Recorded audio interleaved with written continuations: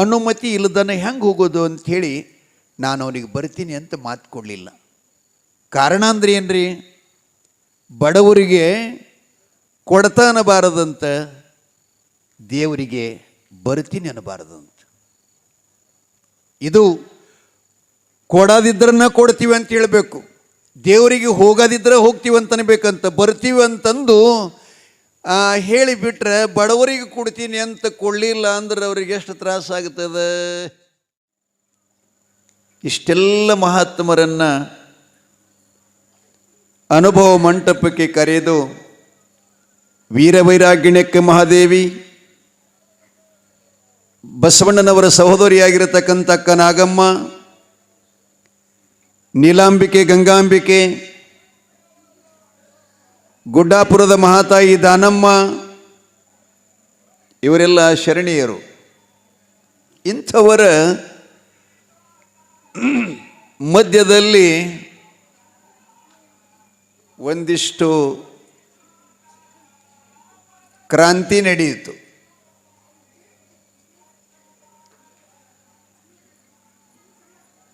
ಸಮಗಾರ ಹರಳಯ್ಯನ ಮಗನಿಗೆ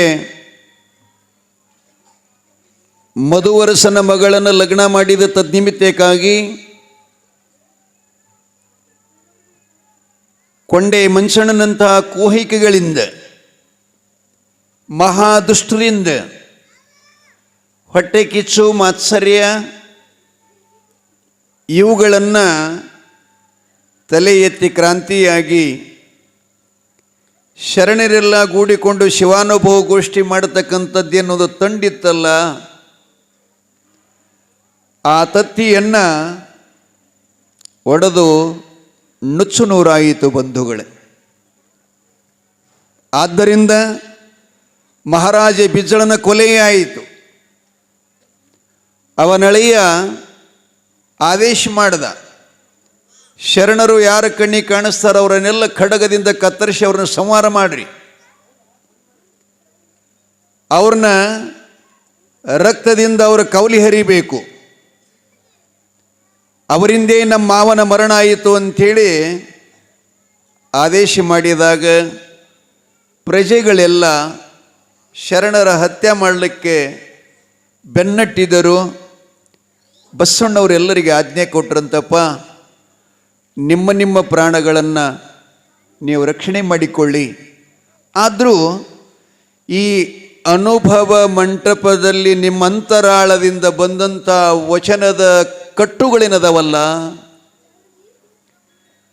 ವಚನ ಸಾಹಿತ್ಯದ ಮೌಲ್ಯ ಏನದಲ್ಲ, ಅದನ್ನು ಮಾತ್ರ ಪ್ರಾಣ ಹೋದರೂ ಪರವಾಗಿಲ್ಲ, ವಚನಗಳ ಮಾತ್ರ ಅವರ ಕೈಗೆ ಸಿಗಲಾರ್ದಂಗೆ ಎಲ್ಲಿಯಾದರೂ ಕೂಡ ಅವನ್ನು ಹುಗುದಿಟ್ಟು ಮತ್ತೆ ಜನರಿಗೆ ಕೈಪಿಡಿ ಆಗುವಂಗೆ ಅನುಕೂಲ ಮಾಡಿರಿ ಅಂತೇಳಿ ಬಸವಣ್ಣ ಅಪ್ಪನವರು ಘೋಷಣೆ ಮಾಡಿದರು.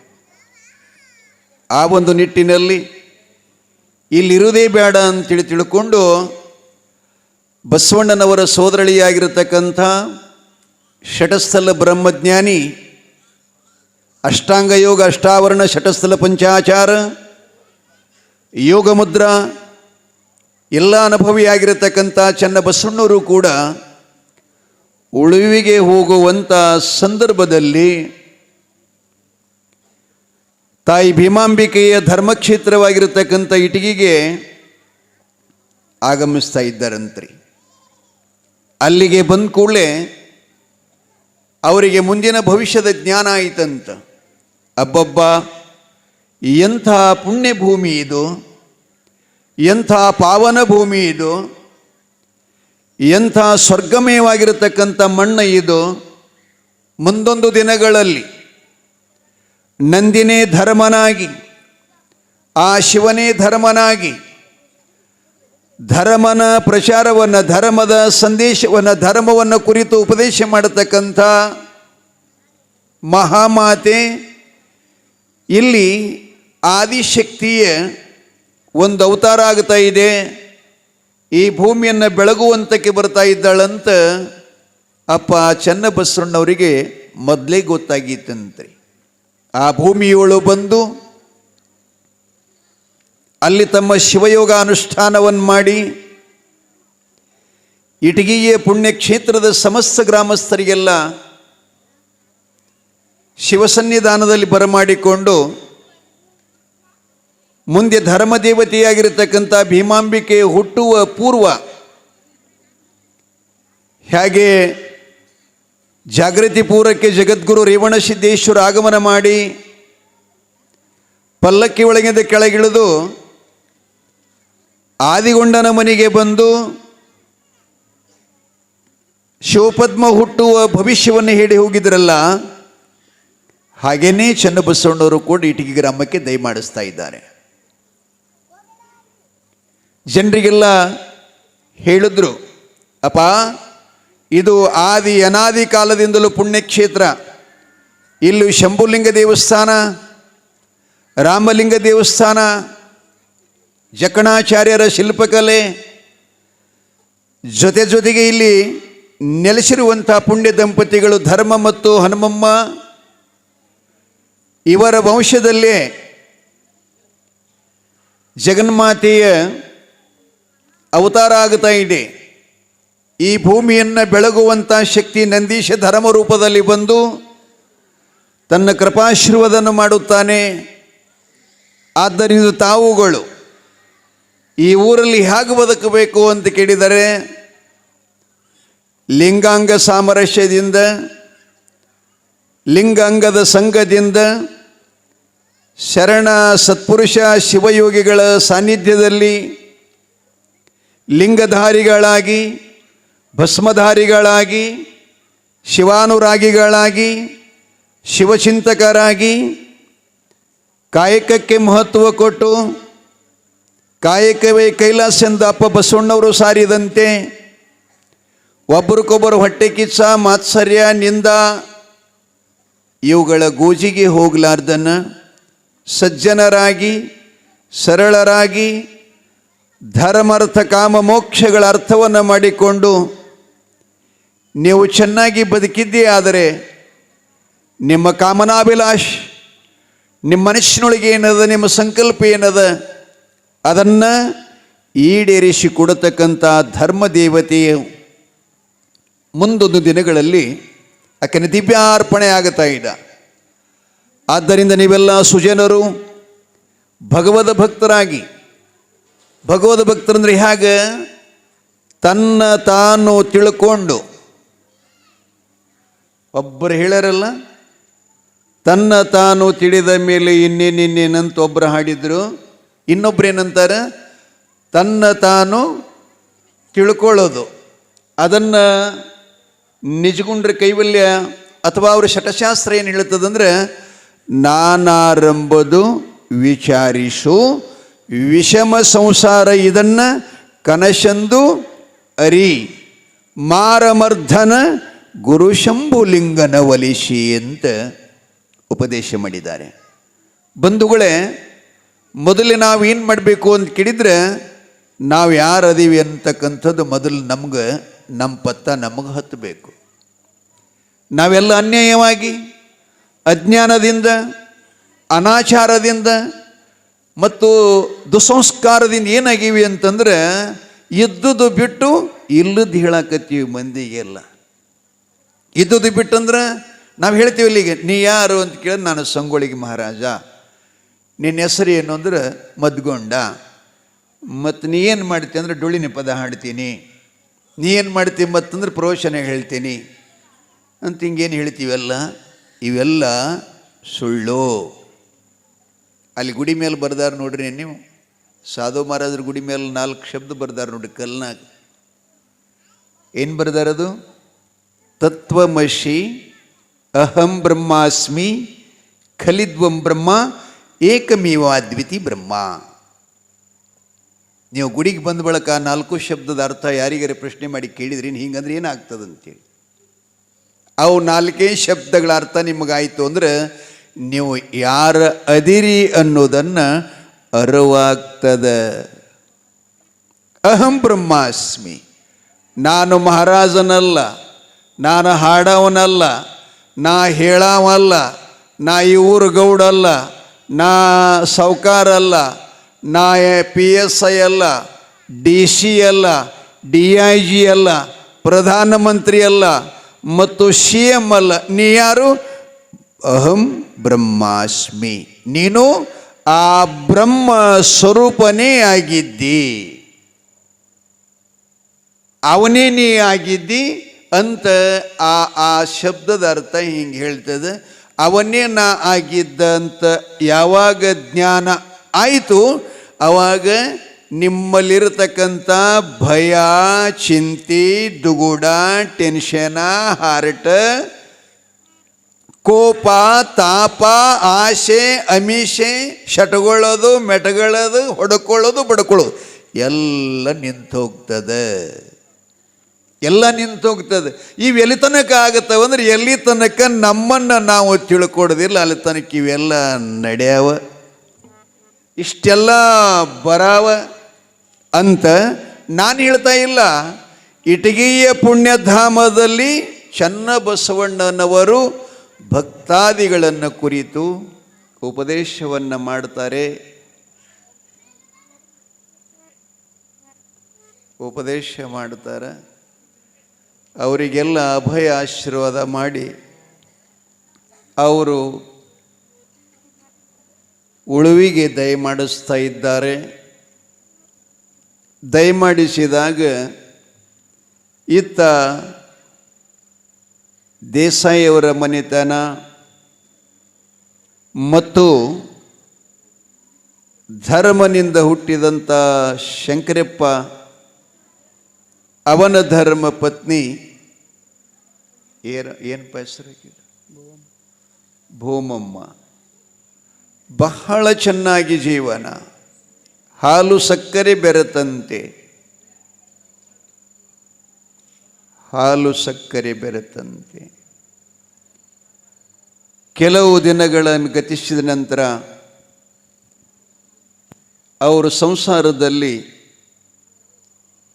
ಅವರ ಭಕ್ತಿಗೆ, ಅವರ ಶ್ರದ್ಧೆಗೆ, ಅವರ ಆಚಾರಕ್ಕೆ, ಅವರ ಅಂತಃಕರಣದ ಶುದ್ಧಿಗೆ, ಅವರು ಮಾಡುವ ಧರ್ಮಕ್ಕೆ, ಭಕ್ತರಿಗೆಲ್ಲ ಅನ್ನದಾಸೋಹ, ಯಾರಾದರೂ ಮನೆ ತನಕ ಬಂದರೆ, ಮಠ ತನಕ ಬಂದರೆ ಅವರನ್ನು ಅತ್ಯಂತ ಪ್ರೀತಿಯಿಂದ ಮನೆಗೆ ಬರಮಾಡಿ ಕಂಡು ಅವರಿಗೆ ತಮ್ಮಲ್ಲಿರ್ತಕ್ಕಂಥ ಪ್ರಸಾದವನ್ನು, ಅಂಬಲಿಯನ್ನು ಕೊಟ್ಟು ಅವರು ಬಂದಿರುವ ಯೋಗಕ್ಷೇಮವನ್ನು ವಿಚಾರಿಸಿ, ತವರಿಗೆ ಬಂದ ಮಗಳನ್ನು ತಾಯಿ ಯಾವ ರೂಪದಲ್ಲಿ ಮಗಳ ಕುಶಲೋಪಚಾರ ವಿಚಾರಗಳನ್ನು ಮಾಡುತ್ತಾಳೆಯೋ ಹಾಗೆಯೇ ಇವರು ಅವರು ಯಾವ ಜಾತಿಯವರು, ಯಾವ ಊರ, ಯಾವ ಕುಲ, ಯಾವ ಗೋತ್ರ, ಶ್ರೀಮಂತ ಬಡವ ಅಂದನ ತಂತು ಯಾವುದೂ ಭೇದ ಮಾಡದೆ ನಿರ್ಭೇದದಿಂದ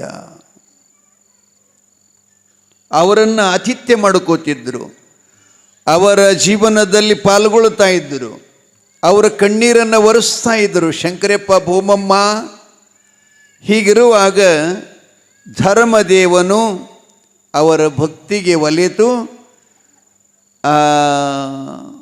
ಶರೀರವಾಣಿಯಿಂದಲ್ಲ, ಅಶರೀರವಾಣಿಯಿಂದ. ಅಶರೀರ ಅಂದರೆ ಶರೀರ ಇಲ್ಲದನ ಬರೇ ವಾಣಿ ಅಷ್ಟು ಹೊರಗೆ ಬರ್ತಾ ಇದ್ದೆ. ನಾನು ಧರ್ಮದೇವ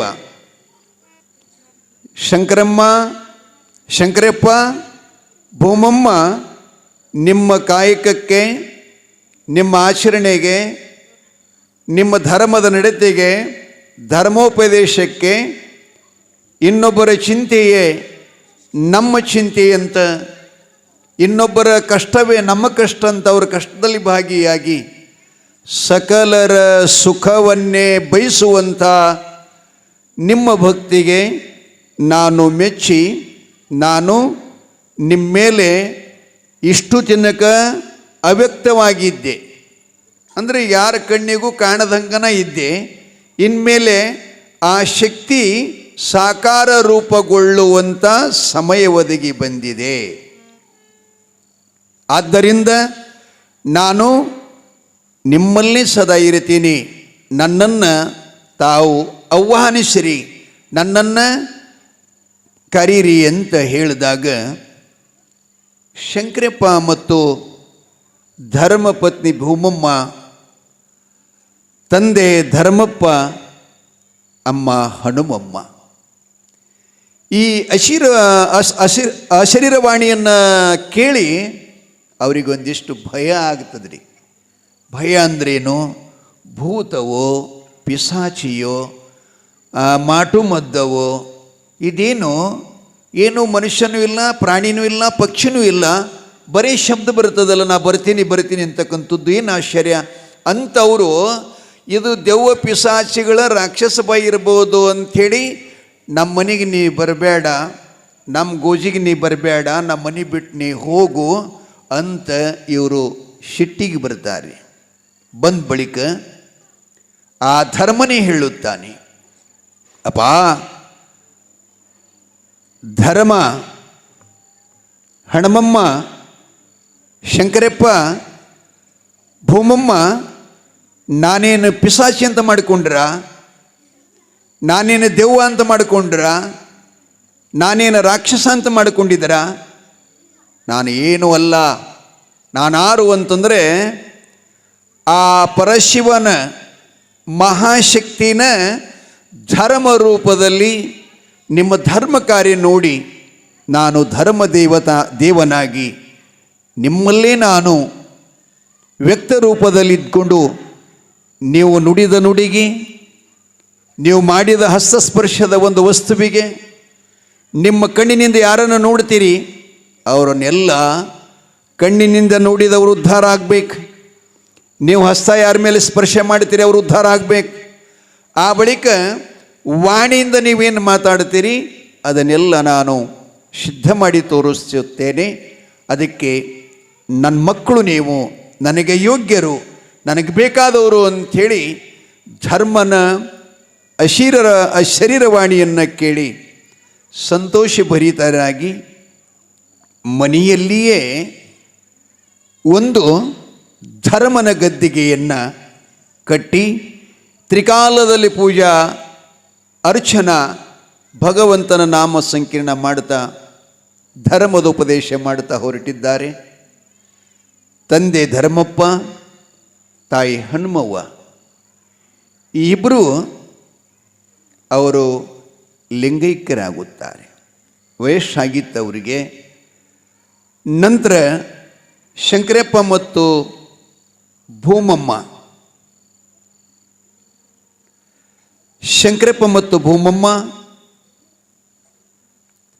ಬಹಳ ದಿನಗಳ ಪರ್ಯಂತ ಧರ್ಮನ ಸೇವೆಯನ್ನು ಮಾಡ್ತಾ ಹೊರಟರು. ತಾಯಿ ತಂದೆಗಳೇ, ಇಟಗಿ ಎನ್ನುವಂಥ ಕ್ಷೇತ್ರ ದಶದಿಕ್ಕುಗಳಲ್ಲಿ ಕೀರ್ತಿಯನ್ನು ಹಬ್ತಾ ಇದೆ. ಹೋದವರೆಲ್ಲರ ಕಾರ್ಯ ಯಶಸ್ವಿ, ಮಕ್ಕಳಿಲ್ಲದವರಿಗೆ ಮಕ್ಕಳ, ಬಡತನದಿಂದ ಬಳಲುವಂಥ ಭಕ್ತರಿಗೆಲ್ಲ ಸಂತಾನದ ಅಭಿವೃದ್ಧಿ, ಹೀಗೆ 100, 100, 2 ಉರಿ ಗಾಳಿ ಪಿಶಾಚಿ ಎಲ್ಲವೂ ಕೂಡ ಆ ಧರ್ಮನ ಸಾಕ್ಷಿಯಾಗಿ ಭಕ್ತರೋದ್ಧಾರ ಕಾರ್ಯವನ್ನು ಎಡಬಿಡದೆ ತಮ್ಮ ಗೃಹಸ್ಥ ಜೀವನದೊಂದಿಗೆ ಶರಣ ಜೀವನದಲ್ಲಿ ಕಾಲಿಡ್ತಾ ಇದ್ದಾರೆ. ಹೀಗಿರುವಾಗ ಅವರಿಗೂ ಕೂಡ ತುಂಬ ವಯಸ್ಸಾಗ್ತಾ ಇದೆ. ಅವರಿಗೆ ಸಂತಾನ ಇಲ್ಲ. ಯಾರಿಗೆ? ಶಂಕರಪ್ಪನಿಗೆ ಮತ್ತು ಭೂಮಮ್ಮನಿಗೆ ಸಂತಾನ ಇಲ್ಲ ಅಂಥೇಳಿ ಅವರು ಚಿಂತೆ ಮಾಡ್ತಾ ಇಲ್ಲ. ಆದರೆ ಹೋಗು ಬರೋ ಭಕ್ತರಿಗೆ ಚಿಂತೆ ಆಗಿತ್ತು. ಅಮ್ಮ ಅಪ್ಪ ಧರ್ಮದೇವತೆಗಳು, ವಯಸ್ಸಂತೂ ಆಗ್ತಾ ಬಂತು. ಆದರೆ ಈ ಮನೆಗೆ, ಈ ಮಠಕ್ಕೆ ಒಂದು ಮಗನೂ ಕೂಡ ಇಲ್ವಲ್ಲ ಅಂಥೇಳಿ ಭಕ್ತಾದಿಗಳು ಚಿಂತೆ ಮಾಡ್ತಾ ಇದ್ರಂತ. ಆ ಸಂದರ್ಭದಲ್ಲಿ ಧರ್ಮದೇವನ ಶಂಕರಪ್ಪ ಇಬ್ಬರು ಗಂಡ ಹೆಂಡತಿ ಒಂದು ಸಲ ಅವನ ಗದಿಗೆ ಮುಂದೆ ಕುತ್ಕೊಂಡು ಪ್ರಾರ್ಥನೆ ಮಾಡಿದರಂತ. ಹೇ ಧರ್ಮದೇವ, ಎಮ್ಮ ತಂದೆ, ನಮ್ಮ ಜೀವನದಲ್ಲಿ ನಮಗೆ ಸಂತಾನ ಆಗತ್ತವೋ ಅಥವಾ ಇಲ್ಲ ಅಂತ ಕೇಳಿದಾಗ ಧರ್ಮನ ವಾಣಿ ಆಗುತ್ತೆ. ಅಪ್ಪ, ನಿಮಗೆ ಮಕ್ಕಳಾಗುವುದಿಲ್ಲ, ಈ ಮನೆಗೆ, ಈ ಗದ್ಗಿಗೆ ಒಬ್ಬ ನಿಮಗೆ ಹಡದ ಮಕ್ಕಳಿಲ್ಲ, ಪಡೆದ ಮಗ ಸಿಗುತ್ತಾನೆ. ಹಡದ ಮಗ ಅಂಗಾರ, ಪಡೆದ ಮಗ ಬಂಗಾರ ಆಗುತ್ತಾನೆ. ನಿಮ್ಮ ವಂಶವನ್ನು ಬೆಳೆಸಾನ ಅಂಥೇಳಿ ಧರ್ಮನ ವಾಣಿಯಾಯಿತು. ಆಗಲೇ ಶಂಕರಪ್ಪ ಮತ್ತು ಭೂಮಮ್ಮ ಮಲ್ಲಾಪುರದ ಮಾರುತೇಶ್ವರನ ಮೇಲೆ, ಹನುಮಪ್ಪನ ಮೇಲೆ ಬಹಳ ಶ್ರದ್ಧೆಯನ್ನು ಇಟ್ಕೊಂಡು ನಡ್ಕೊಂಡು ಹೋಗ್ತಾ ಇದ್ರಂತ. ಆ ಕ್ಷೇತ್ರಕ್ಕೆ ಹೋಗೋದು, ಅಭಿಷೇಕ ಮಹಾಪೂಜೆ, ಅಲ್ಲಿ ಅನ್ನ ಸಂತರ್ಪಣೆ, ದಾಸೋಹ ಹೀಗೆ ಮಾಡ್ಕೋತ ಬರುತ್ತಿರಲಾಗಿ ಹನುಮಂತ ದೇವರ ಪೂಜಾರಿ ಪೂಜಾ ಮುಗಿದ ಕೂಡಲೇ ಅವ ಕಾಯಿಪಲ್ಯ ವ್ಯಾಪಾರ ಮಾಡ್ತಾ ಇದ್ನಂತ. ಸಣ್ಣವಿದ್ದ, ಸೋಮಪ್ಪ ಅಂತೇಳಿ, ಸೋಮಣ್ಣ ಅಂತ ಅವನ ಹೆಸರು. ಆತ ಇಟಗಿ ಗ್ರಾಮದ ಶಂಕರಪ್ಪ ಮತ್ತು ಧರ್ಮಪತ್ನಿ ಭೂಮಮ್ಮ ಈ ಇಟಗಿ ತನಕನೂ ಕೂಡ ಕಾಯಿಪಲ್ಯ ಮಾರ್ತಾ ಉಳಿದದ್ದೆಲ್ಲ ಶ್ರೀಮಠದೊಳಗೆ ಕೊಟ್ಕೊಂಡು ಅಲ್ಲಿ ಇದ್ಕೊಂಡು ಆ ಸೋಮಣ್ಣನ ಮತ್ತು ಶಂಕರಪ್ಪನ ಮತ್ತು ಭೂಮಮ್ಮನ ಪ್ರೀತಿ ಅನ್ಯೋನ್ಯವಾಗಿ ಬೆಳಕೊಂಡು ಬಂತಂತ್ರಿ. ಅಷ್ಟೇ ಸರಳವಾಗಿದ್ದ. ಅವನ ಜನ್ಮ ಕೊಟ್ಟ ತಾಯಿ ತಂದೆಗೆ ಅಷ್ಟು ಪ್ರೀತಿ ಮಾಡ್ತಿದ್ನೋ ಇಲ್ಲ ಗೊತ್ತಿಲ್ಲ. ಆದರೆ ಇಟಗಿ ಕ್ಷೇತ್ರದ ಶಂಕರಪ್ಪ ಮತ್ತು ಭೂಮಮ್ಮ ತಾಯಿಯನ್ನು ಅತ್ಯಂತ ಪ್ರೀತಿಯಿಂದ ನೋಡಿಕೊಂಡು ಹೋಗ್ತಾ ಇದ್ದ. ಮಠದಲ್ಲಿ ಶ್ರದ್ಧೆಯಿಂದ ಸೇವಾ ಮಾಡುತ್ತಿದ್ದ. ಉಡುಗೋದು, ಚೆಲ್ಲುವುದು, ಧರ್ಮದೇವನ ಪೂಜಾ ಕಾರ್ಯಕ್ರಮದಲ್ಲಿ ಹೂ ಹರ್ಕೊಂಡು ಬರೋದು, ಪುತ್ರಿ ತರೋದು, ಆ ಬಳಿಕ ಅಭಿಷೇಕವನ್ನು ಕೊಟ್ಟುದು, ಹೀಗೆ ಅವರ ಕೈಗೊಂಬೆಯಾಗಿ ಕೆಲಸ ಮಾಡುತ್ತಿದ್ದ. ಅದನ್ನು ಅವರ ಸೇವಾಭಾವ ನೋಡಿ ಧರ್ಮದೇವನ ವಾಣಿನೂ ಕೂಡ ಆಗಿತ್ತಲ್ಲ, ದತ್ತಕ ಮಗನ ತಗೋಬೇಕು ಈ ಮಠಕ್ಕೆ ಅಂತೇಳಿ ಅಂದಾಗ ಶಂಕರಪ್ಪ ಮನುಷ್ಯನೊಳಗೆ ವಿಚಾರ ಮಾಡ್ತಾನೆ. ಎಂಥ ವಿಚಾರ ಮಾಡ್ತಾನಂದರೆ, ಈ ಮಗು ನಮ್ಮ ಮಠದಲ್ಲಿ ಸದಾ ಬರ್ತಾ ಇದ್ದಾನೆ, ಹೋಗ್ತಾ ಇದ್ದಾನೆ, ಬಹಳ ಹಡದ ಮಗನಕ್ಕಿಂತಲೂ ಹೆಚ್ಚಿಗೆ ಅವನ ಪ್ರೀತಿ ನಮ್ಮ ಮೇಲಿದೆ, ನಮ್ಮ ಪ್ರೀತಿ ಅವನ ಮೇಲಿದೆ. ಈ ಮಗನ್ನ ಈ ಮಠಕ್ಕೆ ತಗೊಂಡ್ರೆ ಒಳ್ಳೆಯದಾಗ್ತದೇನೋ ಅಂಥೇಳಿ ವಿಚಾರ ಮಾಡಿದಾಗ, ಮತ್ತು ಅವ್ರು ಇನ್ನೊಂದು ಅವ್ರದ್ದೊಂದು ನೇಮ್ ಇತ್ತು. ಏನಿತ್ತಂದ್ರೆ, ಏನ ಮಾಡಿದರೂ ಕೂಡ ಧರ್ಮನ ಆಜ್ಞೆ ತಗೊಂಡ, ಧರ್ಮದೇವನ ಅನುಮತಿ ತಗೊಂಡು, ಅವನ ಆಶೀರ್ವಾದ ಇಲ್ಲದನ ಯಾವ ಕೆಲಸಕ್ಕೂ ಕೈ ಹಾಕ್ತಾ ಇದ್ದಿತ್ತಿಲ್ಲಂತ್ರಿ ಅವರು. ಹಾಗಾಗಿ ದಂಪತಿಗಳಿರುವರು ಏಕಾಂತದಲ್ಲಿ ಧರ್ಮನ ಗದ್ಗಿ ಮುಂದೆ ಕುತ್ಕೊಂಡು ಸೋಮಣ್ಣನನ್ನು ದತ್ತಕ ಪುತ್ರನಾಗಿ ಸ್ವೀಕರಿಸಿದರೆ, ಅಪ್ಪ ನಿನ್ನ ಆಶೀರ್ವಾದ ಆಗ್ತಾ ಇದೆಯಾ, ನಿನ್ನ ಅನುಗ್ರಹ ಆಗ್ತಾ ಇದೆಯಾ, ನೀ ಕೃಪಾ ಮಾಡ್ತೀಯಾ ತಂದೆ ಅಂತ ಪ್ರಾರ್ಥನಾ ಮಾಡಿದಾಗ ಮಹಾತಾಯಿ ಭೂಮಮ್ಮ ಸೋಮಣ್ಣನ ದತ್ತಕ ಪುತ್ರನಾಗಿ ತಗೊಳ್ಳಿಕ್ಕೆ ಅನುಮತಿಯನ್ನು ಕೇಳಿಕೊಂಡಾಗ ಧರ್ಮದೇವನು ಅತ್ಯಂತ ಸಂತೋಷನಾಗಿ, ಶಂಕರಪ್ಪ, ಭೂಮಮ್ಮ ಈ ಮಠಕ್ಕೆ ಉತ್ತಮವಾಗಿರತಕ್ಕಂಥ, ಉತ್ತರೋತ್ತರವಾಗಿ ಈ ಮಠದ ಧರ್ಮದ ಕಾರ್ಯವನ್ನು ನಿರ್ವಿಘ್ನವಾಗಿ ಚೆನ್ನಾಗಿ ನೋಡಿಕೊಂಡು ಹೋಗ್ತಕ್ಕಂಥ ವಿಶ್ವಾಸನೀಯ ಮಗ ಸೋಮಣ್ಣ, ಅವನಿಗೆ ಯಾವ ಸಂದೇಹ ಇಲ್ಲದೆ ಹಿಂದು ಮುಂದೆ ನೋಡದೆ ಅವನನ್ನೇ ತಾವು ಸ್ವೀಕರಿಸಿರಿ ಅಂತ ಹೇಳಿದಾಗ ಸೋಮಣ್ಣನಿಗೆ ಶಂಕರಪ್ಪ ಮತ್ತು ತಾಯಿ ಭೂಮಮ್ಮ, ಅಪ್ಪ ನಿನ್ನ ಮೇಲೆ ಮಲ್ಲಾಪುರಕ್ಕೆ ಹೋಗೋದು ಅವಶ್ಯಕತೆ ಇಲ್ಲ, ನೀನು ಇಟಗಿಯ ಧರ್ಮನ ಮಠದ ಮಗ, ನಮ್ಮ ವಾತ್ಸಲ್ಯದ ಮಗ, ಇಲ್ಲಿರುವಂಥ ಶ್ರೀಮಠ, ಇಲ್ಲಿರುವಂಥ ಈ ಮಠದ ಜಮೀನು, ಆ ಭಕ್ತರ ಹೊಣೆ, ಅದು ಎಲ್ಲ ಮಗು ನಿನಗೆ ನಾವು ದಾರಿ ಎರೆದು ಕೊಡ್ತೀವಿ, ನೀನು ನಮ್ಮ ಮಗನಾಗಿ ಇಲ್ಲೇ ಇರಬೇಕು ಅಂಥೇಳಿ ಕೇಳಿಕೊಂಡಾಗ ಅವನಿಗೊಂಥರ ಸಣ್ಣ ಮಗು ಭಯ ಅನ್ನಿಸ್ತಂತ್ರಿ. ಹಾಗಾಗಿ ಅವ ಇಲ್ಲಿ ಇಟ್ಕೊಳ್ತಾರೆ ನನ್ನನ್ನು ಅಂಥೇಳಿ ರಾತ್ರಿ ಮಧ್ಯದಾಗ ಎದ್ಕೊಂಡು ತಮ್ಮೂರು ಮಲ್ಲಾಪುರಕ್ಕೆ ಹೋಗ್ಬೇಕಂತ ರಾತ್ರಿ ಹೋಗೋ ಪ್ರಯತ್ನ ಮಾಡ್ತಾನೆ. ಆ ಸಮಯದಲ್ಲಿ ಸಾಕ್ಷಾತ್ ಧರ್ಮದೇವನ ಅವನಿಗೆ ರಾತ್ರಿ ಭಯ ಹಾಕ್ತಾನೆ.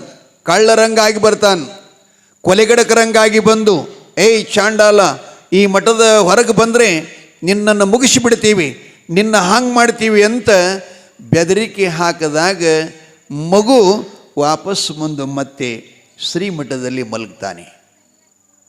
ಹಾಗಾಗಿ ಅಂದಿನ ಹಿಡ್ಕೊಂಡು ಅವರ ಮನೆಯಲ್ಲಿ ಇದ್ಕೊಂಡು, ಮಠದಲ್ಲಿ ಇದ್ದುಕೊಂಡು ತಾಯಿ ತಂದೆಗಳ ಸೇವೆ, ಆ ಅಪ್ಪ ಧರ್ಮನ ಗದ್ದಿಗೆ ಸೇವೆ, 3 ಹೊತ್ತ ಸ್ನಾನ, 3 ಹೊತ್ತ ಪೂಜಾ, ತ್ರಿಕಾಲ ಪೂಜಾ ನಿಷ್ಠರು ಅಂತಂತಾರಲ್ಲ, ಪ್ರಾತಃ ಕಾಲ, ಮಧ್ಯಾಹ್ನ, ಸಂಧ್ಯಾ, 3 ಕಾಲದಲ್ಲಿ ಧರ್ಮದೇವನ ಪೂಜೆ ಮಾಡೋದ್ರ ಜೊತೆಗೆ ಅಪ್ಪ ಅಮ್ಮ ಹಾಕಿಕೊಟ್ಟಂಥ ಭಕ್ತರ ಉಪಚಾರ, ಅವರ ಯೋಗಕ್ಷೇಮ, ದಾಸೋಹ, ಅದನ್ನೆಲ್ಲ ಮುಂದುವರಿಸ್ತಾ ಹೋಗ್ತಾ ಇದ್ದಾನೆ.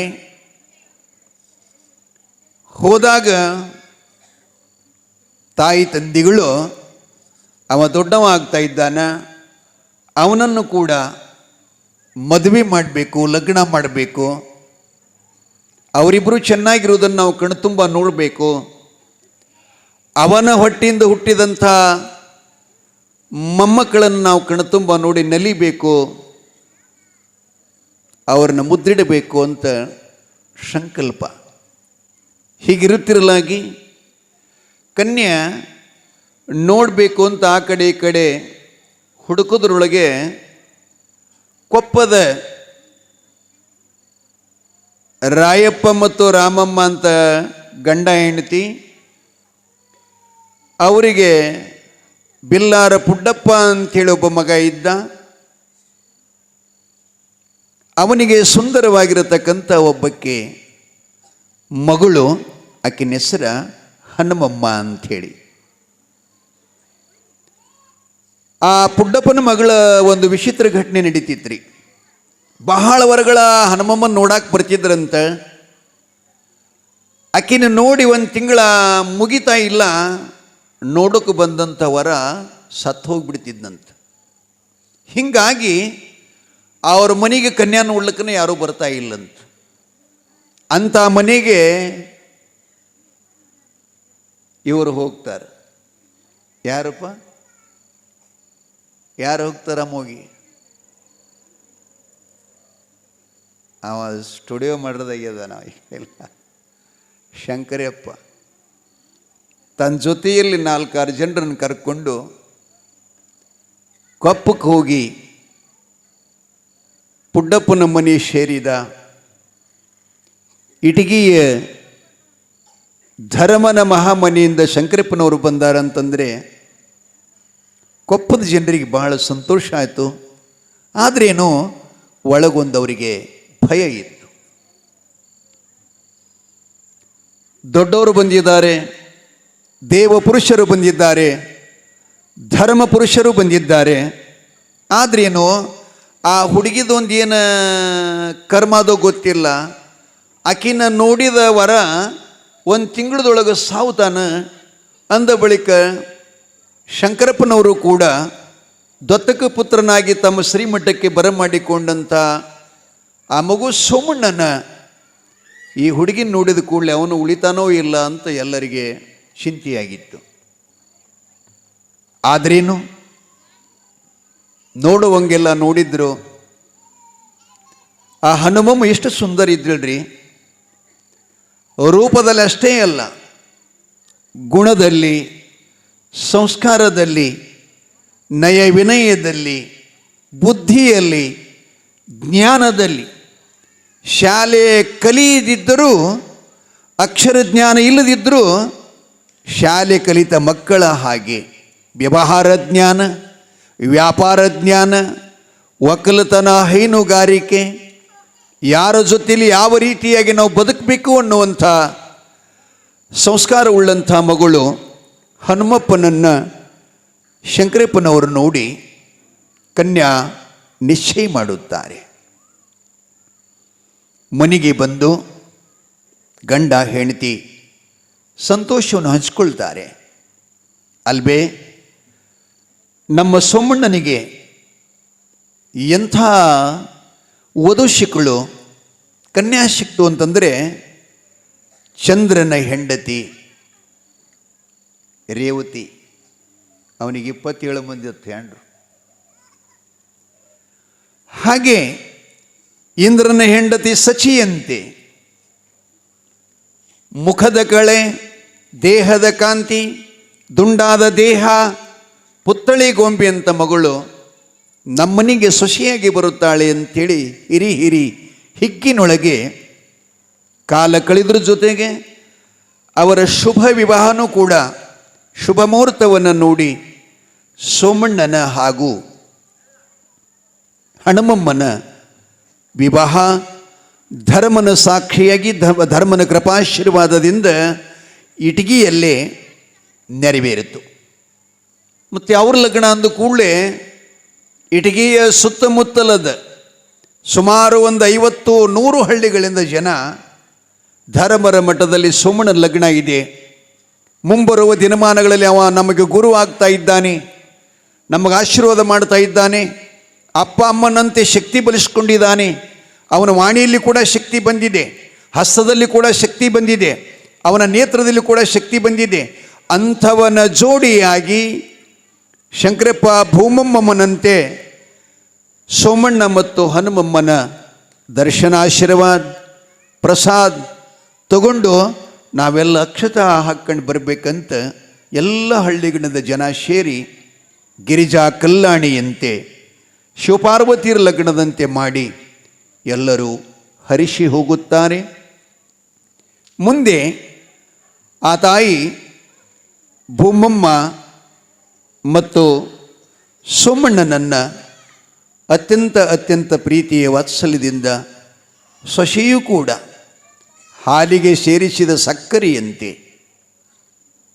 ಬೆರೆತು ಸಿಹಿಯಾಗಿ ರುಚಿಯಾಗಿ ಅತ್ತೆ ಮಾವಂದರನ್ನು ಸಾಕ್ಷಾತ್ ದೇವರೆಂದು, ಅವರಿಗೆ ಜನ್ಮ ನೀಡಿದ ತಾಯಿ ಎಂದು ಒಂದು ಸಲನೂ ಕೂಡ ಎದುರುತ್ತರ ಕೊಡದೆ ಅವರ ಹಾವಭಾವದಲ್ಲಿ ತನ್ನ ಮನೆ ಕೆಲಸ ಎಲ್ಲ ಮಾಡುತ್ತಾ ಅವರ ಪರಂಪರೆಯಲ್ಲಿ ಬಂದಂಥ ಸಂಸ್ಕಾರ ಏನಿತ್ತಲ್ಲ ಅದಕ್ಕೆ ಸ್ವಲ್ಪ ಕೂಡ ಚ್ಯುತಿ ಬಾರದಂತೆ, ಕಪ್ಪು ಚುಕ್ಕಿ ಬಾರದಂತೆ ಅವರು ಬರಲುಳ್ಳಂಥ ಭಕ್ತರಿಗೆ ಎಷ್ಟು ಪ್ರೀತಿಯಿಂದ ಮಠದೊಳಗೆ ಬರಮಾಡಿಕೊಳ್ತಾ ಇದ್ರಲ್ಲ ಅದೇ ರೂಪದಲ್ಲಿ ಸೊಸೆ ಹನುಮಮ್ಮನು ಕೂಡ ನಡ್ಕೊಂಡು ಹೋಗ್ತಾ ಇದ್ದರು. ಅಂಥ ಅವರ ಮಠದ ಕೀರ್ತಿಯನ್ನು ಕೇಳಿ ಬಹಳ ಜನರು ಅವ್ರ ಕಡೆ ಬರ್ತಾ ಇದ್ರಂತ. ಅವರಿಗೆ ಸುಖ ಸಂತೋಷದಲ್ಲಿರುವಾಗ ಸೋಮಣ್ಣನಿಗೆ ಧರ್ಮಪತ್ನಿ ಹನುಮವ್ವಗೆ ಗರ್ಭದಾನ ಆಗ್ತಾ ಇದೆ. ಆವಾಗ ಸೋಮಣ್ಣ ಮತ್ತು ಭೂಮಮ್ಮ, ಯಾರಪ್ಪ, ಹನುಮಮ್ಮ ಭಾಳ ಸಂತೋಷ ಆಗ್ತಾ ಇದ್ದಾರೆ. ಅವರಿಗೆ 2 ಗಂಡು ಮಕ್ಕಳಾಗ್ತಾ ಇದ್ದ. ಮೊದಲನೇದವನ ಹೆಸರು ಅವರ ತಂದೆಯಾಗಿರತಕ್ಕಂಥ ಶಂಕರಪ್ಪನ ಹೆಸರು, ತಾಯಿಯಾಗಿರುವಂಥ ಏನು ಭೂಮಮ್ಮಿದ್ಲಲ್ಲ ಅದರ ಪ್ರತಿಯಾಗಿ ಅರ್ಜುನ ಅಂಥೇಳಿ ಹೆಸರಿಡುತ್ತಾರೆ. ಅವೆರಡೂ ಮಕ್ಕಳು ಶ್ರೀಮಠದೊಳಗೆ ಜೋಡ ತೊಟ್ಟಿಲ ಕಟ್ಟಿ ಜೋಗಳನ್ನು ಹಾಡಿ ನಾಮಕರಣ ಮಾಡಿ ಲವ ಕುಶನಂತೆ, ರಾಮ ಲಕ್ಷ್ಮಣರಂತೆ, ಭೀಮಾರ್ಜುನರಂತೆ ಮಠಕ್ಕೆ ಬಂದವರೆಲ್ಲ ಅವರನ್ನು ಎತ್ತಿ ಆಡಿಸಿ ಕೆಳಗಿಳಿಸಲಾರದೆ ಹೋಗ್ತಾನೇ ಇಲ್ಲ. ಅಂತಹ ಮಕ್ಕಳು ನೋಡಿ ಅಷ್ಟು ಪ್ರೀತಿನ ಆಗ್ತಿತ್ತಂತೆ. ಆ ಮಕ್ಕಳು ತಾಯಿ ತಂದೆಗಳಂತೆ ಸದಾ ಧರ್ಮನ ಪೂಜೆ, ಧರ್ಮನ ಧ್ಯಾನ, ಧರ್ಮನ ಸೇವೆ ಮಾಡ್ತಾ ಉತ್ತರೋತ್ತರವಾಗಿ ಶ್ರೀಮಠದ ಕೀರ್ತಿಯನ್ನು ಮುಗಿಲೆತ್ತರಕ್ಕೆ ಹಾರಿಸ್ತಕ್ಕಂಥ ಸಮಯದಲ್ಲಿ ಮಕ್ಕಳು ಸ್ವಲ್ಪ ಬೆಳೀತಾ ಬೆಳೀತಾ ಹೋಗ್ತಕ್ಕಂಥ ಸಮಯದಲ್ಲಿ ಹನುಮಮ್ಮ ಚಂದ್ರಗಿರಿ ತಾಯಿ ಮೇಲೆ ಅಮ್ಮನ ಭಕ್ತಿ ಆಯಿತಂತ. ಒಂದ್ಸಲ ನನ್ನೆರಡೂ ಮಕ್ಕಳನ್ನು ಕರ್ಕೊಂಡು ಚಂದ್ರಗಿರಿಗೆ ಹೋಗಿ ಅಮ್ಮನಿಗೆ ನೈವೇದ್ಯ, ಕಾಯಿ ಕರ್ಪೂರ, ತಾಯಿ ದರ್ಶನ ಮಾಡಿಕೊಂಡು ಅಭಿಷೇಕ, ಮಹಾಪ್ರಸಾದ ಮಾಡ್ಕೊಂಡು ಬರ್ಬೇಕಂತ ಹೇಳಿ ಎರಡೂ ಮಕ್ಕಳನ್ನು ತಗೊಂಡು ಬಂದ್ಲು. ಆದರೆ ಕೃಷ್ಣಾ ನದಿ ತುಂಬಿ ಹರಿತಾ ಇತ್ತು. ಹಾಗಿರುವಾಗ ಹನುಮಮ್ಮ ನೋಡಿ ನಮಗೆ ಅಮ್ಮನ ದರ್ಶನ ಆಗಂಗೆ ಕಾಣೋದಿಲ್ಲ, ಹೊಳೆಯಂತೂ ತುಂಬಿ ಹರಿತಾ ಇದೆ, ಏನು ಮಾಡಬೇಕು ಅಂತ ಆಲೋಚನೆ ಮಾಡ್ತಾ ಇದ್ಲಂತ. ಮಗ ಅರ್ಜುನಪ್ಪ ಹೇಳಿದಂತ, ಅಮ್ಮ ಈ ಹೊಳೆಯನ್ನು ನಾನು ಈಸ್ತೀನಿ, ಆಚೆ ಹೋಗ್ತೀನಿ, ಹೋಗಿ ಚಂದ್ರಗಿರಿ ದರ್ಶನ ಮಾಡ್ತೀನಿ, ನೀನು ತಂದ ನೈವೇದ್ಯಕ್ಕೆ ಅರ್ಪಣೆ ಮಾಡ್ತೀನಿ ಅಂತ ಹೇಳಿದಾಗ ಅಮ್ಮ ಹೇಳಿದ್ಲು, ಅಪ್ಪ ಇದೇನು ಸಣ್ಣ ಹೊಳಿನ, 2 ಕಿಲೋಮೀಟರ್ ದೂರ ಇದೆ, ಇಂಥ ಹೊಳೆಯನ್ನು ನೀ ಹೇಗೆ ಈಸ್ತಾ ಇದ್ದೀ ಅಂತಂದಾಗ ಅರ್ಜುನಪ್ಪ ಹೇಳಿದ್ನಂತ, ಅಮ್ಮ ನಿನ್ನ ಉಡಿ ತಣ್ಣಗಿದ್ರೆ, ಅಪ್ಪ ಧರ್ಮನ ಆಶೀರ್ವಾದ ಇದ್ದರೆ ಹೊಳೆಯೇನು, ಸಾಗರಿಸ್ತೀನಿ ಅಂತ ಹೇಳದಂತ, ಸಮುದ್ರನ ಜಿಗಿತೀನಿ ನಾನು ಅಂಥೇಳಿ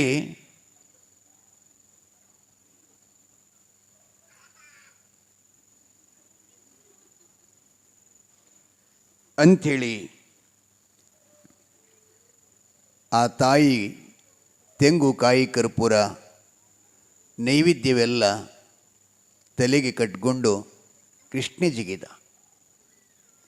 ತಾಯಿ ಮಗ ಈ ಕಡೆ ಶಂಕರಪ್ಪ, ಹನುಮಮ್ಮ ದಡದ ಮೇಲೆ ಆಚೆ ಹೊಳೆಯನ್ನು ಈಸಿ ಹೋಗಿ ಚಂದ್ರಗಿರಿ ತಾಯಿ ದರ್ಶನ, ನೈವೇದ್ಯ. ಆ ಅರ್ಚಕರು ಕ್ಷೇತ್ರೀ ಧರ್ಮದವರು ಅದರಂತಲ್ಲಿ ಚಂದ್ರಗಿರಿಗೆ. ನಾನು ಒಂದು ಸಲ ಹೋಗಿದ್ದೆ ಇಲ್ಲಿಗೆ, ಮಗ ಮಾಳಪ್ಪ ಮತ್ತು ಪುಂಡಲೀಕ, ಆ ಬಳಿಕ ನಮ್ಮ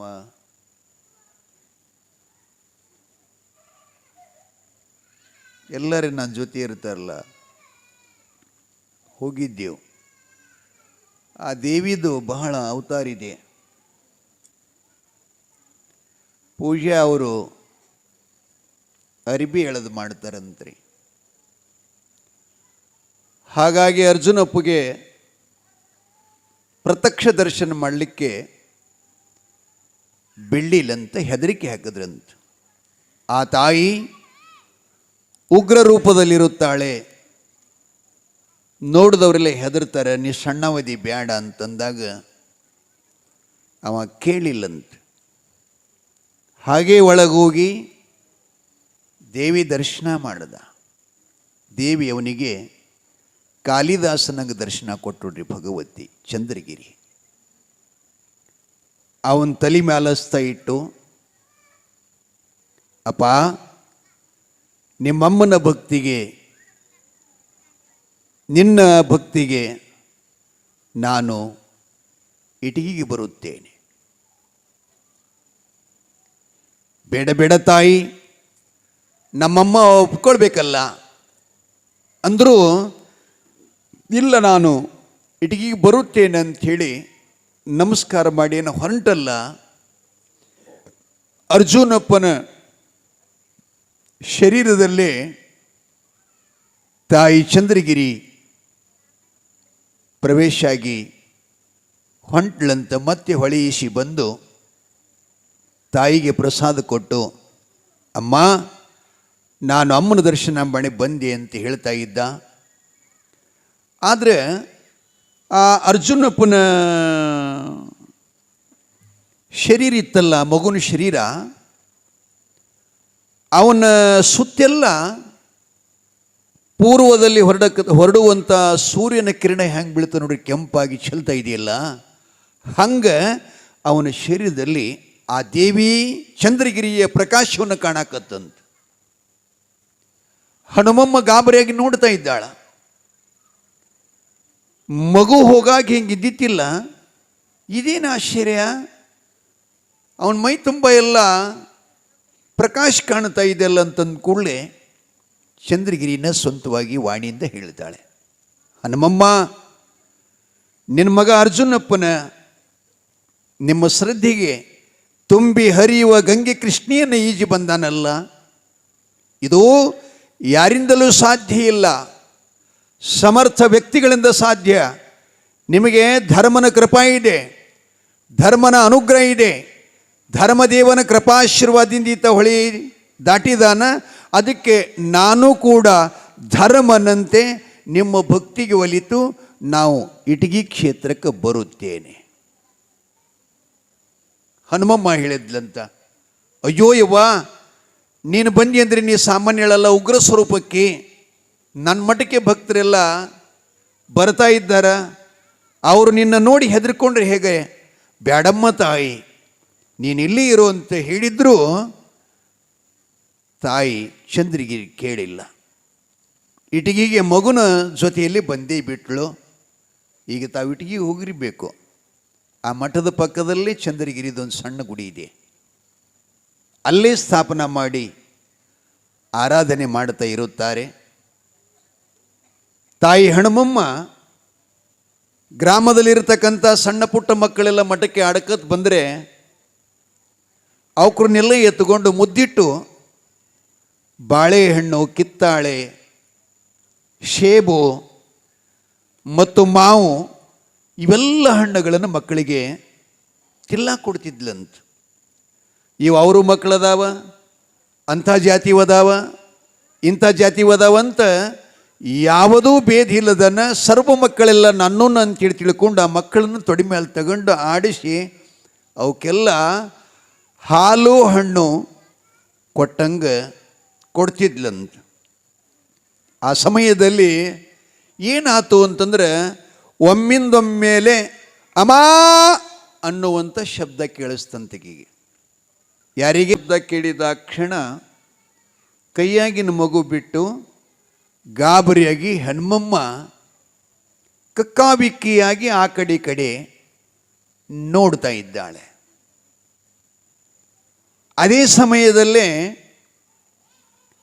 ಹನುಮಮ್ಮ ತಾಯಿಯ ಸಹಪಾಠಿಯಾಗಿರ್ತಕ್ಕಂಥ ಗ್ರಾಮದಲ್ಲಿರುವ ಗಂಗಮ್ಮ ಅನ್ನುವಂಥ ಒಬ್ಬ ಹೆಣ್ಮಗಳು, ಅಮ್ಮ ಹನುಮಮ್ಮ ತಾಯಿ ಮಠದಲ್ಲಿದ್ದೀರಾ? ಹ್ಞೂ ನಮ್ಮ ಅದಿನಿ ಬಾ ಅಂಥೇಳಿ ಅಂದ್ಲು. ಅಮ್ಮ, ನಾಳೆ ದುರ್ಗಾಷ್ಟಮಿ ಇದೆ. ಗಂಗಮ್ಮ, ಗೌರಮ್ಮ, ಪದ್ಮಮ್ಮ, ಕಲಾವತಿ ಇವರೆಲ್ಲರೂ ಬದಾಮಿಗೆ ಬನಶಂಕರಿ ತಾಯಿ ದರ್ಶನಕ್ಕೆ ಹೋಗ್ಬೇಕಂತ 10-15 ಹೆಣ್ಮಕ್ಕಳೆಲ್ಲ ಸೇರಿಕೊಂಡು ಮಾತಾಡಿಕೊಂಡು ಅವರು ಹೋಗಲು ನಿಶ್ಚಯ ಮಾಡಿದ್ದಾರೆ. ಅದಕ್ಕೆ ನೀವು ಬಂದರೆ ಒಳ್ಳೆಯದಾಗ್ತಾ ಇದೆ, ದುರ್ಗಾಷ್ಟಮಿ ಇದೆ ನಾಳೆ, ಅದಕ್ಕೆ ಬರಿತೀರಾ ಅಮ್ಮ ಅಂತ ಆ ಗಂಗಮ್ಮ ಕೇಳಿದ್ಲಂತ. ಕೇಳಿದ ಕ್ಷಣ ಹನುಮಮ್ಮ ತಾಯಿಗೆ ಸಂತೋಷ ಆಯಿತು. ಹೌದಾ, ದುರ್ಗಾಷ್ಟಮಿ ಇದೆಯಾ? ಆ ತಾಯಿ ಬನ್ನದ ಶಂಕರಿಯ ದರ್ಶನ ನಾನು ಕೂಡ ಮಾಡಬೇಕಮ್ಮ. ಆದರೆ ನಿಮ್ಮ ಜೊತೆ ನಾ ಬರಬೇಕಾಗಿತ್ತು ಅಂತಂದರೆ ಆ ಧರ್ಮನಾಜ್ಞೆ ಬೇಕು. ಆ ಬಳಿಕ ನನ್ನ ಪತಿದೇವನಾಗಿರತಕ್ಕಂಥ ಸೋಮಣ್ಣನವರ ಅವರ ಅನುಮತಿ ಬೇಕು, ಅವರ ಆಜ್ಞೆ ಬೇಕು. ಪತಿಯ ಆಜ್ಞೆ ಇಲ್ಲದನ ಸತಿಯು ಯಾವ ನಿರ್ಣಯನೂ ಕೂಡ ಜೀವನದಲ್ಲಿ ತಗೊಳ್ಬಾರ್ದು. ಹಾಗೇನಾದರೂ ಸಂಕಲ್ಪ ಮಾಡಿದ್ದೆ ಆದರೆ ಏನಾರ ಒಂದು ಕಾರ್ಯ ಮಾಡಬೇಕು ಅನ್ನುವಂಥ ಇಚ್ಛಾಕಿಗೆ ಆಯ್ತಂದ್ರೂ ಕೂಡ ಪತಿಯನ್ನು ಆ ವಿಷಯ ಅವರ ಮುಂದೆ ಮನವಿ ಮಾಡಿಕೊಂಡು ಅವರು ಅನುಮತಿ ಕೊಟ್ಟರೆ ಆ ಕಾರ್ಯ ಮಾಡಬೇಕು.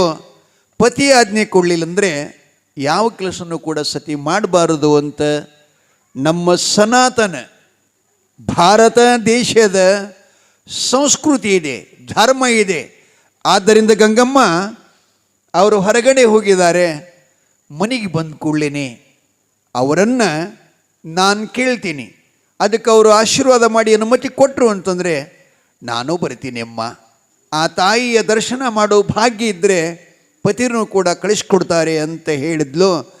ಆ ಭಕ್ತಳು ಹೋದ್ಲು. ಆ ಬಳಿಕ ಈಕೆ ಧರ್ಮನ ಗದ್ದಿಗೆ ಮುಂದೆ ಕೂತ್ಕೊಂಡು ಏಕಾಂಗಿಯಾಗಿ ಧರ್ಮನಲ್ಲಿ ಬೆರೆತು ಏನು ಬಿಡ್ಕೋತಾಳಂದರೆ 2 ಗಂಡಸು ಮಕ್ಕಳಾಗ್ಯಾವ ನನ್ನ ಹೊಟ್ಟೆಯಿಂದ. ಈ ಮಕ್ಕಳಿಗೆ ದೀಪಾವಳಿ, ರಕ್ಷಾಬಂಧನ ಮತ್ತು ಯುಗಾದಿ ಈ ಎಲ್ಲ ಹಬ್ಬಗಳಿಗೆ ಮತ್ತು ಮನೆಯಲ್ಲಿ ಯಾವುದಾದ್ರೂ ಕಾರ್ಯ ಮಾಡಲಿಕ್ಕೆ ಮನೆ ಹೆಣ್ಮಕ್ಕಳು ಬೇಕಲ್ಲ, ಸೌಭಾಗ್ಯವತಿ ಮಗಳು ಬೇಕಲ್ಲ. ಹೇ ಧರ್ಮದೇವ, ತಾಯಿ ಬನದಶಂಕರಿಯ ದರ್ಶನ ಮಾಡ್ಕೊಳ್ಳಿಕ್ಕೆ ಪತಿದೇವನಿಗೆ ತಾವು ಆಶೀರ್ವಾದ ಮಾಡಿ ನನಗೆ ಹೋಗಲಿಕ್ಕೆ ಅನುಮತಿ ಆಶೀರ್ವಾದ ಕೊಡುವಂಗೆ ತಾನು ಕೃಪಾ ಮಾಡಬೇಕು ದೇವಾ ಅಂತ ಹನುಮಮ್ಮ ಧರ್ಮನ ಗದಿಗೆ ಮೇಲೆ ನಿಂತ್ಕೊಂಡು ಆಕೆ ಪ್ರಾರ್ಥನಾ ಮಾಡೋದು. ಹೊರಗಡೆಯಿಂದ ಪತಿದೇವ ಸೋಮಣ್ಣ ಬಂದು ನೋಡ್ತಾನೆ. ಸಾಕ್ಷಾತ್ ದೇವಿನ ನಿತ್ತಾಳೇನೋ ಅನ್ನುವಂಗೆ ಉಸುಲು ಸಹಿತ ಒಳಗೆ ಹೊರಗೆ ಹೋಗ್ತಕ್ಕಂಥ ಉಸುಲು ಸಹಿತ ಎಳ್ಕೊಳ್ಳಾರ್ದನ ಅಷ್ಟು ಭದ್ರವಾಗಿ ನಿಂತ್ಕೊಂಡು ಪ್ರಾರ್ಥನಾ ಮಾಡೋದು ನೋಡಿ ಮುಗುಳ್ನಳಿಗೆ ನೆಗಿತಾ ಸೋಮಣ್ಣವರು ಮನೆಗೆ ಬಂದರು. ಅವಾಗ ಈಕೆ ದರ್ಶನ ಮಾಡಿ ಹಿಂಗೆ ನೋಡುತ್ತಿದ್ಲು. ಪತಿದೇವನ ದರ್ಶನ ಕಂಡು ತಕಿಗೆ ಒಳಗೆ ಬರಮಾಡಿಕೊಂಡು ಮನ್ಸದ ಮೇಲೆ ಕೂಡಿಸಿ ಪತಿಪಾದಕ್ಕೆ ಹೋಗಿ ನಮಸ್ಕರಿಸಿದ್ಲು. ಸ್ವಾಮಿ, ಗ್ರಾಮದಲ್ಲಿರುವಂಥ ಗೆಳತಿಯರು ಗಂಗಮ್ಮ, ಭೌರಮ್ಮ, ಸಂಗಮ್ಮ, ಪದ್ಮಮ್ಮ ಇವರೆಲ್ಲರೂ 10-15 ಹೆಣ್ಮಕ್ಕಳು ಕೂಡಿ ನಾಳೆ ದುರ್ಗಾಷ್ಟಮಿ ಇದೆಯಂತೆ, ತಾಯಿ ಬನಶಂಕರಿ ದೇವಿ ದರ್ಶನ ಮಾಡಿಕೊಂಡು ಬರಬೇಕಂತ ಅವರೆಲ್ಲ ತಯಾರಾಗಿದ್ದಾರೆ. ಅಮ್ಮವರೇ ನೀವು ಬರ್ತೀರಿ ಅಂತ ನನಗೆ ಕೇಳಿದ್ರು. ಅದಕ್ಕೆ ನಾನು ನಿಮ್ಮ ಆಜ್ಞಾ ಅನುಮತಿ ಇಲ್ಲದನ್ನ ಹೆಂಗೆ ಹೋಗೋದು ಅಂಥೇಳಿ ನಾನು ಅವನಿಗೆ ಬರ್ತೀನಿ ಅಂತ ಮಾತು ಕೊಡಲಿಲ್ಲ. ಕಾರಣ ಅಂದ್ರೆ ಏನ್ರಿ, ಬಡವರಿಗೆ ಕೊಡ್ತಾ ಅನ್ನಬಾರದಂತ, ದೇವರಿಗೆ ಬರ್ತೀನಿ ಅನ್ನಬಾರದಂತ. ಇದು ಕೊಡೋದಿದ್ರನ್ನ ಕೊಡ್ತೀವಿ ಅಂತ ಹೇಳಬೇಕು, ದೇವರಿಗೆ ಹೋಗೋದಿದ್ರೆ ಹೋಗ್ತೀವಿ ಅಂತ ಅನ್ಬೇಕಂತ. ಬರ್ತೀವಿ ಅಂತಂದು ಹೇಳಿಬಿಟ್ರೆ ಬಡವರಿಗೆ ಕೊಡ್ತೀನಿ ಅಂತ ಕೊಡಲಿಲ್ಲ ಅಂದ್ರೆ ಅವ್ರಿಗೆ ಎಷ್ಟು ತ್ರಾಸಾಗ್ತದೆ. ಹಂಗೆ ದೇವರಿಗೂ ಸಹಿತ ನೋವು ಆಗ್ತದೆ.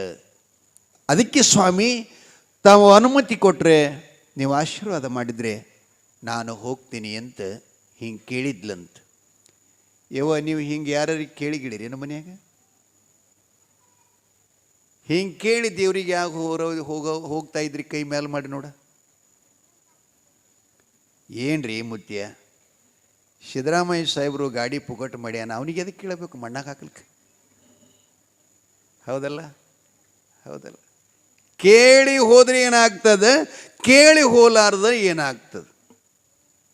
ಕೇಳಿ ಹೋದರೆ ಮನೆಯೊಳಗೆ ತಾಯಿ ಆಗಲಿ, ತಂದೆಯಾಗಲಿ, ಪತಿಯಾಗಲಿ, ಹಿರಿಯರು ಯಾರಕ್ಕಿರುವ ಲೆಕ್ಕ ಅವ್ರು ಕೇಳಿ ಹೋದಿವಿ ಅಂತಂದ್ರೆ ನಮಗೆ ಕೇಡಿಲ್ಲ, ಅಪಮೃತ್ಯುವಿಲ್ಲ, ನಮಗೆ ಕೆಟ್ಟದ್ದಾಗಲ್ಲ. ಯಾಕಂದ್ರೆ ಅವ್ರ ಆತ್ಮ ಹೋಗ್ಯಾರಂತಂದ್ರೆ ನೀವು ಮರಳಿ ಬರುವ ತನಕ ಸುರಕ್ಷಿತವಾಗಿ ನಮ್ಮ ಮಗ, ನಮ್ಮ ಸೊಸಿ, ನಮ್ಮ ಮಕ್ಕಳು, ನನ್ನ ಹೆಂಡತಿ, ನಮ್ಮ ಅಪ್ಪ ಹಿಂಗೆ ಬರಬೇಕಂತ ಆತ್ಮ ನಿಮಗೆ ರಕ್ಷಾ ಕವಚಾಗಿ ಕಾಯ್ತದೆ. ಹೇಳಾರದೆ ಹೋದ್ರಿ ಅಂದ್ರೆ ಅದಕ್ಕೆ ಹಿನ್ನೆಲೆ ಏನೂ ಇರೋದಿಲ್ಲ. ಅದಕ್ಕೆ ನಮ್ಮದು ಏನೇ ಮಾಡಿದರೂ ಕೂಡ ಒಬ್ಬರನ್ನ ಕೇಳೇ ಮಾಡಬೇಕಂತ. ಶಿಷ್ಯರು ಗುರುವಿನ ಕೇಳಿ ಮಾಡಬೇಕು, ಹೆಂಡತಿ ಗಂಡನ ಕೇಳಿ ಮಾಡಬೇಕು, ಮಕ್ಕಳು ತಾಯಿ ತಂದಿನ ಕೇಳಿ ಮಾಡಬೇಕು. ತಾಯಿ ತಂದಿಲ್ಲ ಅಂದರೆ ಗ್ರಾಮದಲ್ಲಿರತಕ್ಕಂಥ ಓಣಿ ಒಳಗಿರತಕ್ಕಂಥ ಹಿರಿಯರನ್ನು ಕೇಳಿ ಮಾಡಿದರೆ ಚಲೋ, ಉಚಿತ. ಆದ್ದರಿಂದ ಕೇಳಾರ್ದ ಮಾಡೋದೆಲ್ಲ ಹಾಳಾಗ್ಯಾವ, ಕೇಳಿ ಮಾಡೋದೆಲ್ಲ ಚಲೋ ಆಗ್ಯಾವ ಅನ್ನುವಂಥ ಮಾತನ್ನು ನಾವು ಐತಿಹಾಸಿಕವಾದಂಥ ದಾಖಲೆಯೊಳಗೆ ಭಾಳ ಪ್ರಮಾಣಗಳನ್ನು ನೋಡ್ತೀವಿ.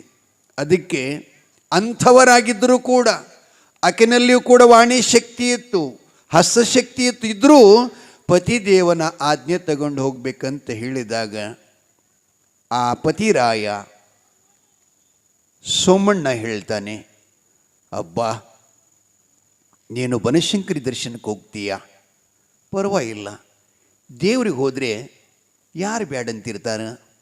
ಅದರಾಗಿ ಇನ್ನೊಂದು ಹೇಳಿದ್ರು ಅವರು, ಮತ್ತು ನೀನು ಹೋಗು, ಆದರೆ ಏನಾರ ಬೇಡ್ಕೊಂಡು ಮತ್ತಂದವು. ನೀವು ಹೋದಾಗ ಬೇಡ್ಕೋತಿರಲ್ಲ, ಹಂಗೆ ಅಲ್ಲದು. ಬೇಡಿದ್ರೆ ಹೆಂಗೆ ಬೇಡಬೇಕು ಅಂತಂದ್ರೆ ಅದು ತಲತಲಾಂತರ ಎಂದು ಹೋಗಬಾರ್ದು. ಅವ ಯಾವರೇ ಕಳ್ಳ ಬಂದು ಮನೆಗೆ ಹೊಕ್ಕಂದ್ರೆ ಕೈಗೆ ಸಿಗಬಾರ್ದು. ಒಮ್ಮ ಮನೆಗೆ ಬೆಂಕಿ ಎತ್ತಂದ್ರೆ ಅದ್ರಾಗ ಸುಡಬಾರ್ದು. ಮಹಾಪೂರ್ ಬಂದು ಮಳಿನ ಬಂದು ಹೊಳಿ ಬಂದು ಹರ್ಕೊಂಡು ಹೋದರೂ ಆ ಮನೆ ಹೋಗಬಾರ್ದು. ಇಂಥದ್ದು ಬೇಡಬೇಕು ದೇವರಲ್ಲಿ, ಇಂಥದ್ದು ಬೇಡಬೇಕು. ಅದಕ್ಕೆ ಅಕ್ಕಿ ಹೇಳಿದ್ಲು, ಸ್ವಾಮಿ ನಾನು ಯಾವ ಹರಕೆನೂ ಕೂಡ ಹೊತ್ತಿಲ್ಲ, ಆದರೆ ನನ್ನ ಮನುಷ್ಯನೊಳಗೊಂದು ಭಗವತಿ ಬನಶಂಕರಿ ಎನ್ನೋ ಒಂದು ಸಂಕಲ್ಪ ಇದೆ, ಅದು ನಾನು ಮಾತ್ರ ಬೇಡ್ತೀನಿ. ನನಗೇನು ಬೆಳ್ಳಿ ಬಂಗಾರ ಹೊಲ ಮನಿ ಧನ ಕನಕಾದಿಗಳ ಯಾವ ಆಶೆನೂ ಕೂಡ ನನಗಿಲ್ಲ ಸ್ವಾಮಿ ಅಂತಂದಾಗ, ಪರವಾಗಿಲ್ಲ ನೀನು ಹೋಗಿ ಬಾ, ನಿನಗೆ ಶುಭವಾಗಲಿ ಅಂತ ಆಶೀರ್ವಾದ ಮಾಡಿದ್ದಾನೆ ಪತಿದೇವ. ಆ ಯಮ್ಮ ನಾಳೆ ಬನಶಂಕರಿ ದೇವಿ ದರ್ಶನಕ್ಕೆ ಹೋಗ್ತಾ ಇದ್ದಾಳೆ. ಆ ದೇವಿ ಬನದ ಶಂಕರಿ ಹನುಮನ್ಮ ತಾಯಿಗೆ ಯಾವ ರೀತಿಯಾಗಿ ಆಶೀರ್ವಾದ ಮಾಡುತ್ತಾಳೆ. ಅವರೆಲ್ಲ ಹೋಗಿ ಏನು ಮಾಡಿದ್ರು, ಈ ಅಮ್ಮ ಹೋಗಿ ಏನು ಮಾಡಿದ್ಲು. ಭಾಳ ಜನ ಹೋಗ್ತಿರ್ತಾರೆ ಶಿರ್ಶೈಲ್ಕದೆಲ್ಲ. ಎದಕ್ಕೆ ಹೋಗ್ತಾರಂದ್ರೆ ಶರೇ ಕೊಡ್ಲಿಕ್ಕೆ ಮತ್ತು ಹಂಗೆ ಹಿಂಗೆ ಏನ್ರಿ ಮಾಡೋಕ್ಕೆ ಅವಶ್ಯಕತೆ ಇಲ್ಲ. ಹಂಗಿದ್ರೆ ಶ್ರೀಶೈಲಕ್ಕೆ ಅದಕ್ಕೆ ಹೋಗ್ಬೇಕಪ್ಪ ಅಂದ್ರೆ ಆ ಮಲ್ಲಿಕಾರ್ಜುನನ ದರ್ಶನ ಮಾಡ್ಲಕ್ಕ. ಒಬ್ಬ ಮನ್ಯಾಗ ಎರಡು ಎತ್ತುಗಳು ಕಟ್ಟಿ ಅಪ್ಪ ಅಮ್ಮ ಜಡದಲ್ಲಿ ಮನ್ಯಾಗ ಬಿದ್ದಿರಂತ ಅವ್ರನ್ನೆಲ್ಲ ಬಿಟ್ಟು ಹೋಗೋರು ಕಂಡು ಇವನು ತಯಾರಾದ ಶ್ರೀಶೈಲಕ್ಕೆ. ತಾಯಿ ತಂದೆ ಮನ್ಯಾಗ ಅಂದ್ರಿ, ಅಪ್ಪ ನಮ್ಗೆ ಆರಾಮಿಲ್ಲ, ನೀನು ಹೋಗಬೇಡ, ಆರಾಮಿದ್ದಾಗ ಹೋಗಕತ್ತಿಯಪ್ಪ, ಆಮೇಲೆ ಎತ್ತುಗಳಿಗೆ ನಮ್ಗೆ ಆರಾಮಿಲ್ಲ, ಇನ್ನೀರಮ್ಮ ಯಾರು ಮಾಡ್ತಾರ ಅಂದರೂ ಕೇಳಿಲ್ಲವ. ಅದಕ್ಕೆ ಮಠಕ್ಕೆ ಬಂದು, ಯಪ್ಪ ನಾನು ಶ್ರೀಶೈಲಕ್ಕೆ ಹೋಗ್ತೀನಿ ರೀ ಅಂತ ಹೇಳ್ದ. ಪರವಾಗಿಲ್ಲಪ್ಪ, ಏನು ಮಾಡಿತ್ತು ಶ್ರೀಶೈಲಕ್ಕೆ ಹೋಗಿ? ಯಪ್ಪ ಪಾತಾಳ ಗಂಗೆಗೆ ಹೋದ್ರೆ ಪಾಪ ಹೋಗ್ತದಂತ ಜಳಕ ಮಾಡಿದ್ರೆ ಅದಕ್ಕೆ ಅಲ್ಲಿ ಹೋಗಿ ನಾ ತೊಳ್ಕೊಂಡು ಬರ್ತೀನಿ ಎಂದ. ಹೌದಾ, ಹಂಗಾರ ಒಂದು ಕೆಲಸ ಮಾಡ್ತೀನಂದ್ರೆ ಗುರುಗಳು. ಏನು ಕೆಲಸ ಹೇಳ್ರಿ ಅಪ್ಪ? ಏನಿಲ್ಲ, ಈ ಮಠದಾಗ ಒಂದು ನನಗೆ ಪಲ್ಯ ಮಾಡೋಕ್ಕೆ ನಮ್ಮವ್ವ ಹಾಗಲಕಾಯಿ ತಂದಾಳ, ಮತ್ತು ನೀನು ಪಾಪ ಹೋಗ್ತಿತ್ತಂದ್ರೆ ಈ ಹಾಗಲಕಾಯಿ ಒಂದು ತೊಗೊಂಡು ಹೋಗು, ಪಾತಾಳ ಗಂಗ್ಯಾಗ ಇದನ್ನು ತೊಗೊಂಡು ಮುಣುಗು, ಇದ್ರದ್ದು ಕೈ ತೊಳ್ಕೊಂಡು ಬಾ ಅಂತ ಹೇಳಿದ್ರಂತವ್ರು. ತಗೊಂಡು ಹೋದ, ಪಾತಾಳ ಗಂಗ್ಯಾಗ ಹೋದ. ಎಲ್ಲರೂ ಹ್ಯಾಂಗೆ ಮುಣುಗ್ತಾರೆ ಹಂಗೆ ಮುಣುಗ್ದ, ಹಾಗಲಕಾಯಿ ತೊಗೊಂಡು ಮುಣುಗ್ದ. ಸ್ನಾನ ಮಾಡಿ ಮ್ಯಾಲೆ ಬಂದ.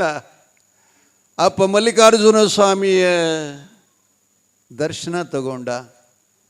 ಪತ್ರಿ, ಪುಷ್ಪ, ತೆಂಗು, ಕರ್ಪೂರಾದಿಗಳನ್ನು ಅರ್ಪಿಸಿಕೊಂಡು ಪ್ರಸಾದ ತೇರುತ್ಸವ ನೋಡಿ ಹೊಳ್ಳಿ ಮನೆಗೆ ಬಂದ.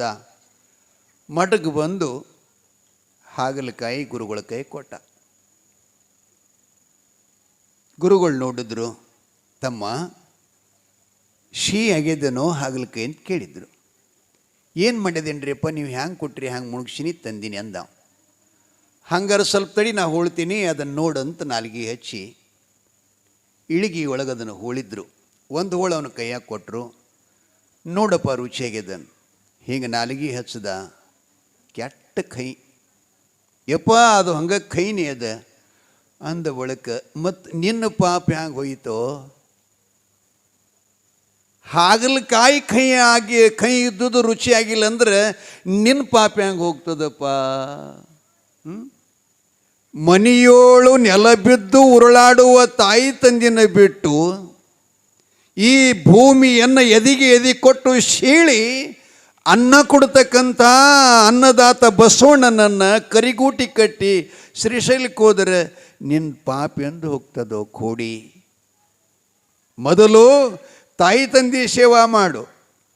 ಆಪ ಬಸಪ್ಪನ ಚೆನ್ನಾಗಿ ಹೊಡೆತುಂಬ ನೀರನ್ನು ಹಾಕು, ಆ ಪಾತಾಳ ಗಂಗೆ ನಿನ್ನ ಮನೆ ತನಕ ಬರುತ್ತದೆ, ಆವಾಗ ನಿನ್ನ ಪಾಪ ಹೋಗ್ತದಂತ ಹೇಳಿದ್ರಂತ. ಅದಕ್ಕೆ ಹೇಳೋ ತಾತ್ಪರ್ಯ ಏನು ಅಂತಂದರೆ, ನೀವು ಯಾವ ಕ್ಷೇತ್ರಕ್ಕೆ ಹೋಗಬೇಡ್ರಿ ಅಂತ ನನ್ನ ಅಭಿಮತ ಇಲ್ಲ. ದೇವ್ರಿಗೆ ಹೋದ್ರೆ ಎಲ್ಲರೂ ಒಳ್ಳೆಯದೇ. ಆದರೆ ಮನೆಯೊಳಗೆ ತಾಯಿ ತಂದೆ ಇದ್ದವರು ಇವರಿಗೆ ಬ್ಯಾಡಾಗಿ ನೀವು ಯಾತ್ರೆ ಮಾಡಿದ್ರಿ ಅಂತಂದ್ರೆ ನೀವು ಎಷ್ಟು ಕಾಲ ಕೂಡ ಶ್ರೀಶೈಲಕ್ಕೆ ಹೋದ್ರೆ ಆ ಮಲ್ಲಿನಾಥನ ಆಶೀರ್ವಾದ ನಿಮ್ಗೆ ಎಂದೂ ಆಗಲ್ಲ. ನಾ ಸ್ಪಷ್ಟ ಹೇಳ್ತೀನಿ ಮಾತನ್ನು. ಆ ಬಳಿಕ ಈಗೇನು ನಡೆದದ್ದು ಪುರಾಣ ಏನಪ್ಪ ಇದು? ಧರ್ಮನ ಪುರಾಣ, ಭೀಮಂಬಿಕೆ ಪುರಾಣ. ಅವರ ಪೂರ್ವಜರೆಲ್ಲ ಮನೆಯಾಗಿ ತಗೊಂಡ ದೇವ್ರು ತಂದ್ರಲ್ಲ, ಧರ್ಮ ಬೆನ್ನತ್ತಿ ಬಂದ. ಬ್ಯಾಡಂದ್ರು ಚಂದ್ರಗಿರಿ ಬಂದ್ಲು. ಏನಪ್ಪ, ನಾವು ಕರೆದ್ರೆ ಬರೋದಿಲ್ಲ, ಅವ್ರು ಬ್ಯಾಡಂದ್ರೆ ಬರ್ತಾರಂದ್ರೆ ಅರ್ಥ ಮಾಡೋಕೆ ಹೋಗು. ಜೀವನದೊಳಗೆ ದೇವ್ರು ಎಲ್ಲಿ ಅದಾನ ಅಂತ ಕೇಳಿದರೆ ಸತಿಪತಿಗಳ ಮಧ್ಯದಲ್ಲಿ ಅದಾನ, ಅವರ ಸಂಸ್ಕಾರದಲ್ಲಿ ಅದಾನ, ಅವರ ಧರ್ಮದಲ್ಲಿ ಅದಾನ, ಅವರ ನಡವಳಿಕೊಳಗದಾನ, ಅವರ ನೀತಿ ಒಳಗದಾನ, ಅವರು ಮಾಡುವ ಕಾರ್ಯದೊಳಗದಾನ.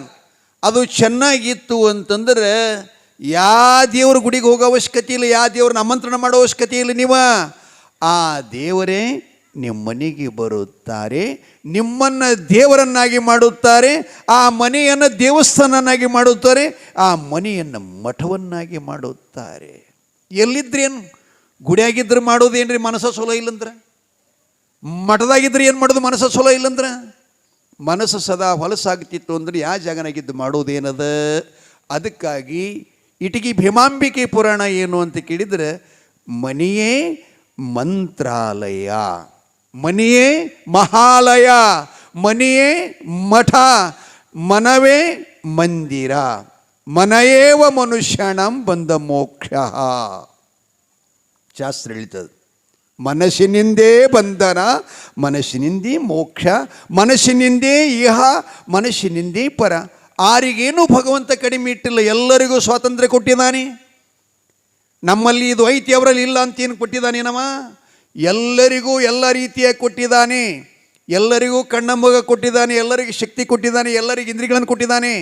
ಎಲ್ಲ ಕೊಟ್ಟರು ಸಹಿತ ಕೊಳ್ಳಾರ್ದಂಗೆ ಭಿಕಾರಿಗಳಂಗೆ ಈ ದೇವ್ರು ಚಲೋ ಇಲ್ಲ, ಆ ದೇವ್ರು ಚಲೋ ಇಲ್ಲ, ಅಲ್ಲಿ ಹೋದ್ರೂ ಚಲೋ ಆದಿತ್ತು, ಇಲ್ಲಿ ಹೋದ್ರೂ ಚಲೋ ಆದಿತ್ತಂತೇನು ಅಜ್ಞಾನ, ಅಂಧಕಾರ ನಮ್ಮೊಳಗೇನು ಮನೆ ಮಾಡಿಕೊಂಡದಲ್ಲ, ಅದನ್ನು ಮೊದಲು ಕಡೆಗೆ ತೆಗಿಬೇಕು. ಎಲ್ಲಿ ಹೋದ್ರೂ ಚಲೋ ಆಗಲ್ಲದು, ಮೊದಲು ನಮ್ಮೊಳಗೆ ನಾವು ಚಲೋ ಆಗಬೇಕು. ಮನಸ್ಸ ಹಸನಾಗಬೇಕು, ಮನಸ್ಸ ಪವಿತ್ರ ಆಗಬೇಕು. ಇನ್ನೊಬ್ಬರ ಬಗ್ಗೆ ನೀವು ಕೆಟ್ಟ ದೃಷ್ಟಿಯಿಂದ ನೋಡಿದ್ರು ಬಿಡಬೇಕು. ನಾನು ಹೇಳಕತ್ತಿಲ್ಲ, ಚನ್ನ ಬಸವಣ್ಣನವರು ಉಳಿವಿಗೆ ಹೋಗೋಕ್ಕಿಂತ ಪೂರ್ವ ಆ ಇಟಗಿ ಗ್ರಾಮದ ಭಕ್ತಾದಿಗಳಿಗೆ ದೇಸಾಯರ ಸಮ್ಮುಖದಲ್ಲಿ ಸರ್ವ ಜೀವಿಗಳನ್ನು ಹೇಳ್ತಾರೆ ಅವರು, ಕಣ್ಣಿನಿಂದ ಇನ್ನೊಬ್ಬರನ್ನ ಕೆಟ್ಟದಾಗಿ ನೋಡಬಾರದು, ಕಿವಿಗಳಿಂದ ಸುಳು ಹಿಡಿಬಾರ್ದಂತ. ಎಲ್ಲರೂ ಗಾಡಿ ಮರಿ ನಿಂತು ಕೇಳ್ತಿರ್ತಾರಲ್ಲ, ಯಾರ ಮಾತ್ರ ಎದಕ್ಕೆ ಬರೋವು ಬೆಂಕಿ ಹಚ್ಚಾಕ ಹೇಳ್ರಿ. ಅವುಗಳನ್ನೆಲ್ಲ ತೆಗೆದು ನೀವು ಒಳ್ಳೆಯವರಾಗಿ ಬದುಕಬೇಕು ಅಂತ ಹೇಳಿ ಹೋಗಿದ್ದಾರೆ. ತಾಯಿ ಹನುಮಮ್ಮ ಪತಿ ಸೋಮಣ್ಣನ ಆಜ್ಞೆ ಪಡ್ಕೊಂಡು ನಾಳೆ ಬನಶಂಕರಿ ದೇವಿ ದರ್ಶನಕ್ಕೆ ಹೋಗ್ತಾ ಇದ್ದಾಳೆ. ಆ ಪುರಾಣ ನಾವು ನಾಳೆ ಕೇಳೋಣ ಅಂತ ಹೇಳ್ತಾ ಇವತ್ತಿನ ಮಹಾಪುರಾಣಕ್ಕೆ ವಿರಾಮ ಕೊಟ್ಟು